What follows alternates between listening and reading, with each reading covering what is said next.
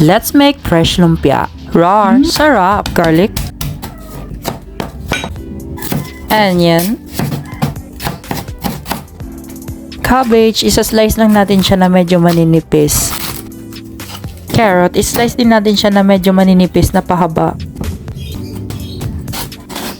Sweet potato o kamote. Hindi ko mahanap ang peeler sa bahay kaya ganyan ang pangbalat ko. String beans or Baguio beans. I-slice lang din natin siya ng ganyan kaliliit. Kakailanganin din natin ng tokwa. I-fry muna natin siya hanggang magkaroon ng crust and then set aside. And the same pan, isasaute na natin onion, garlic, sweet potato, carrot, beans. Isusunod na natin tokwa, saute for 2 minutes. Lastly, ilalagay na natin yung cabbage. Isison lang natin siya ng fish sauce, black pepper at kung ano mang gusto niyo ilagay. For the special peanut sauce, bakit ko papapahirapan ng sarili ko? Choco mani, sakto ang bulilit. Dahil wala tayong peanut butter spread, yan ang ginamit ko. Why not, diba? Nang kumulo na, ilalagay na natin yung slurry. Crushed peanut is optional, 1 tablespoon sugar. Assemble time, fresh lumpia wrapper, lettuce at yung palaman. Ibalot ng pagganyan at ayan, tapos na. Fresh lumpia wrapper recipe, comment down below lang.